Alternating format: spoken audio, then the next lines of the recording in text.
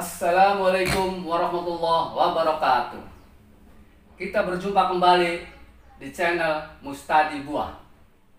Teman-teman, kebetulan saya ini masih ada di rumah, belum berangkat ke tempat kerja, bukan tempat kerja, tempat jualan yang di kota.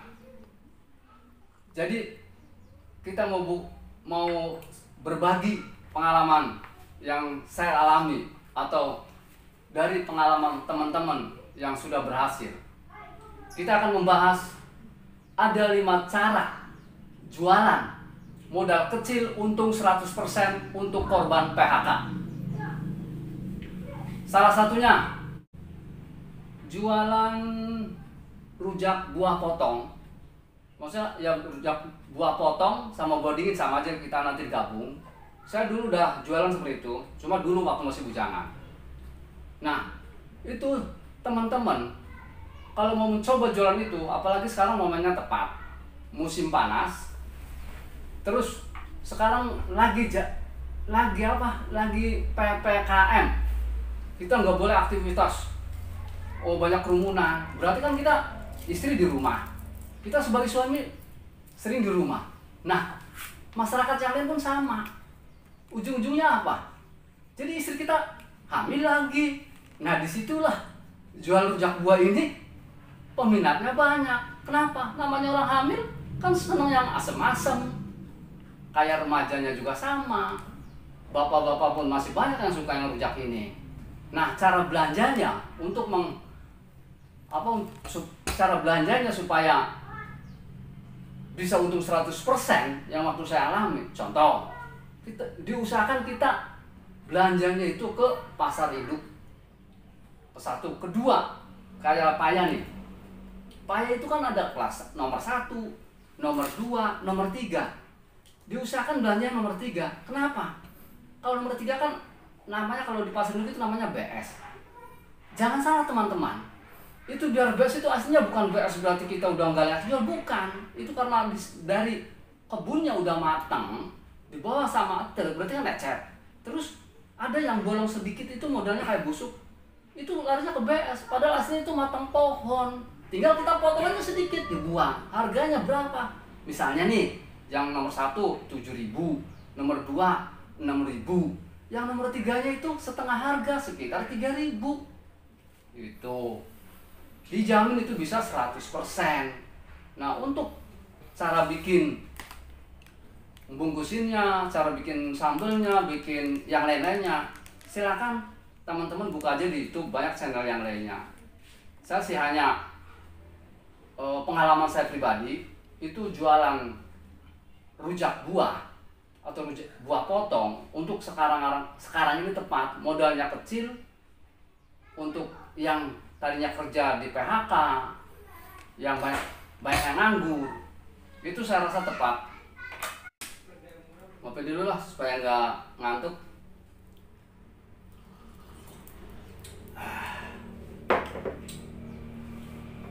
Oke, teman-teman, tadi itu baru yang pertama. Yang kedua, kita bukan mencoba, kita udah survei di lapangan, ngobrol dari teman-teman, bahkan ada yang punya gerobak, ada yang 20, ada yang 10. Itu jualan apa? Jualan cilok. Jangan salah teman-teman, mungkin ngelihatnya cilok itu sepele, tapi kalau kita bisa, cara bikinnya bisa, cara emasnya, cara bikin sambelnya. Kalau saya amati, cilok itu kuncinya di apa? Di sambal. Karena saya sendiri sering beli. Nah, kalau sambelnya enak, terus kita makan pun itu bisa jadi cilok tuh, bisa ramai. Nah, untungnya jangan salah, itu bisa 100%.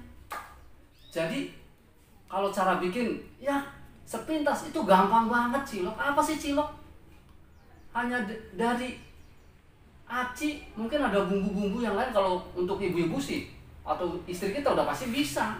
Kuncinya di sambal. Nah, cara bikin sambelnya, ya mungkin kalau untuk saya terangin di sini cara bikin sambal cilok enak bagaimana, terlalu panjang durasinya. Karena ini kan kita kan ada 5 judul. Ya, untuk selanjutnya mungkin teman-teman bisa nanya ke temen yang sudah sukses atau dari konten yang lain cara bikin sambal cilok yang enak. Itu aja sih teman-teman. Ini yang saya tahu udah 2, jadi nanti 3 lagi. Oke teman-teman, tadi kita udah membahas cara yang pertama dan cara yang kedua. Sekarang cara yang ketiga, mudah-mudahan berguna untuk sekarang yang nganggur. Salah satunya yang nganggur kena korban PHK. Karena saya amatin udah jelas bukan ribuan lagi, jutaan. Kita mau berbagi aja teman. Yang ketiga, berjualan somai atau siomay. Tuh, somai. Sekarang saya tanya, siapa yang nggak kenal namanya siomay? Dari kalangan anak kecil, remaja, dewasa, bahkan orang tua. Itu yang namanya somai udah nggak aneh lagi. Bahkan yang saya tahu, yang mirip-mirip namanya somai, contohnya di cewek ada namanya simai, itu rata-rata cantik. Nah berarti artinya apa? Berarti somai ini peminatnya banyak. Nah kebetulan teman-teman, saya udah ngalamin jualan somai itu. Ya memang saya sih jualannya di kota, di Jakarta sana, Jakarta Utara, namanya Kelapa Gading. Nah kenapa saya dari judul nanti itu untungnya 100%? Nggak beda jauh, cara belanjanya nomor 1 nih, awas. Cara belanja. Nah contoh, kalau bahan baku somai itu apa? Salah satunya, yang mahal emang di ikan. Kita ikan tergantung nanti teman-teman mau sasarannya di kalangan mana. Mau kalangan menengah ke bawah atau kalangan menengah ke atas. Kalau kita larinya mau di kalangan menengah ke bawah, ya usahakan mungkin pakai ikannya ya ikan tuna bisa. Kalau saya waktu itu karena kalangan menengah ke atas pakainya ikan tenggiri. Kalau tenggiri juga pasti enak, tapi harganya jangan salah, mahal. Nah tergantung nanti teman-teman kalau mau coba usaha di somai, tergantung kita mau sasarannya di kalangan mana. Kalau untuk kalangan keliling, awas. Ya mungkin nanti pakai ikan apalah, ikan kan banyak nih di pasar yang penting yang baunya agak wangi supaya orang baru dibuka tuh, wah somainya enak nih. Nah tapi ingat teman-teman, jangan salah. Ini somai pun kuncinya di mana? Di bumbu. Kayak nomor 2 itu model cilok. Cuma terus terang nih, kalau mau dibandingin antara somai dan cilok itu lebih mudah cilok, karena cilok kan cuma satu macam. Kalau somai banyak, contoh ada di kol, ada di kentang, ada di sayuran, ya kayak ya kan betul, kol itu udah sayuran, tapi masih ada yang lain mungkin pari ya, ada terus belum di telur, belum di cara bikin adonannya. Kalau masalah ribet, terus terang lebih ribet somai. Tapi jangan salah, itu sama masalah keuntungan bisa 100%. Biar kelasnya keliling. Karena kalau keliling kan kita cara belanjanya kan beda lagi. Kayak ikannya pasti mungkin nggak pakai ikan yang bagus, pakai bisa aja mungkin ayam atau apalah, itu bisa diakali. Nanti teman-teman bisa nanya-nanya ke teman yang udah jualan atau saudara. Itu sih. Nah, kalau untuk kita sasaran untuk kalangan menengah ke atas, awas. Ingat, kebersihan. Nomor 1 sih udah pasti rasa dan kebersihan. Biar kita sasaran menengah ke bawah pun sama. Kebersihan itu diutamakan. Apalagi zaman sekarang, orang taunya kan rapi, enak. Ya jangan lupa, harus kita ramah. Ya ramah tuh modelnya senyum, sapa, sopan, santun. Tapi saya sarankan teman-teman kalau jualan tuh jangan senyum sendiri, nanti sakanya orang gila. Itu aja sih kalau untuk masalah somai. Oh iya, kalau masalah belanja sama, kalau dekat ke pasar induk diusahakan ke pasar induk, karena yang lainnya murah-murah kayak kol, kentang, cabai. Itu untuk sayuran lebih bagus lagi pasar induk, apalagi yang tempat tinggalnya dekat di pasar besar lah kayak induk atau pasar tradisional, tapi yang murah-murah itu lebih tepat sekali teman. Capek juga teman-teman ya, udah membahas kita tadi 3 cara jualan untung 100% untuk korban PHK. sekarang 2 lagi. Nanti dulu ya makan misalnya teman-teman. Tadi udah 3. Yang keempat, jualan bubur. Sekarang saya tanya teman-teman, yang namanya bubur apa? Bubur ayam. Bubur ayam itu peminatnya banyak sekali. Pertama, dari bayi pun kalau pagi pakai bubur ayam. Kita pun kalau kebetulan mau nyari yang lain, yang lambungnya agak punya masalah sama lambung, cocoknya sama apa? Sama bubur ayam. Ketiga, kayak ibu-ibu lansia juga pakainya apa? Bubur ayam. Nah, cara bikinnya bayangkan teman-teman. Coba kalau nggak percaya, dicoba di rumah. Beli beras 2 kilo, terus dibikin bubur ayam. Itu dapatnya siapa? Satu panci besar itu yang 2 kilo itu. Nah, kita sekarang gini. Kalau 2 kilo misalnya beras nih sekilo, kalau di daerah saya ini di Cirebon antara ada yang 11.000, ada yang 10.000. Taruhlah kita jangan yang jelek yang 12.000 misalnya. Kalau 2 kilo cuma berapa? 24.000. Nah, apalagi kita kalau tahu jualannya nih, misalnya nih, kalau untuk kelas keliling nih, karena kita kan bahasnya kan untuk korban PHK yang modal kecil nih teman-teman. Misalnya bikin 2 kilo, terus jualnya, taruhlah untuk keliling nih, jualnya 3.000 aja bisa untung, jangan takut. Karena sepanci modal itunya cuma 24.000, oke betul banyak bumbunya buat ini itu ayamnya, emang ayamnya habis banyak. Tergantung nanti kita kalau pakai ayam, tergantung nanti kita jualnya di tempat apa nih. Contoh nih kalau di mangkal, ya pasti ayamnya agak banyak tapi porsinya sedikit, jualnya pun mahal. Kalau saya beli berapa sekarang bubur? Yang mangkal mah 7.000. 7.000 ada yang 10.000, kalau lebih lagi 10.000. Sekarang bayangkan kalau kita menjual 5.000 deh. Kelas menengah nih 5.000. Kalau yang sekilo misalnya dia di 20, berarti kan udah berapa? Udah 100.000. Yang tadinya modal 10.000, 12.000 ditambah bumbu yang lain sama ayam, taruh 40.000. Kalau dapat 100.000, bukannya itu 100% untungnya, bahkan lebih. Oke deh, kita buat yang lain-lain. 100% dijamin kalau bubur ayam itu. Nah, cara masaknya pun nggak jauh beda teman-teman. Kita nggak mungkin bahas satu persatu. Mungkin di lain kali, yang mungkin di lain kesempatan lah, kita insya Allah bisa bahas tentang memasak atau apa cara. Tapi itu aja sih. Kalau teman-teman mau komen atau apa, silakan nanti di bawah. Insya Allah nanti akan saya balas. Nah teman-teman, tadi kan udah 4 cara nih.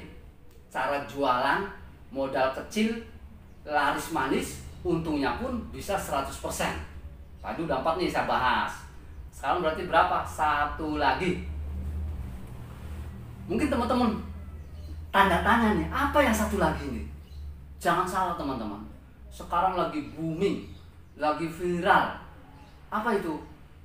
Es kelapa muda. Ingat, es kelapa muda. Nah, teman-teman mungkin tahu, jualan es kelapa muda itu boleh dikatakan mudah.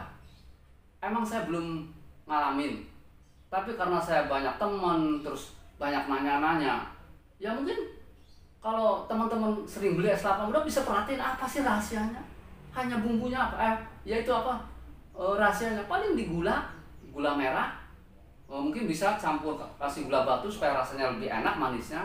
Nah, supaya ada variasi lagi, kita campur pakai es kelapa campur buah. Contohnya buah alpukat, bisa buah mangga, buah nanas, ya buah yang lainnya mungkin buah jeruk. Maksudnya supaya ada variasi.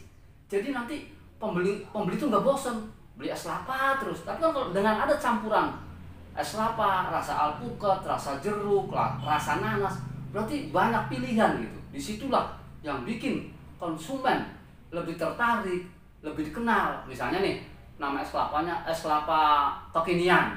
Wah, udah tahu karena di sana banyak rasanya. Itu.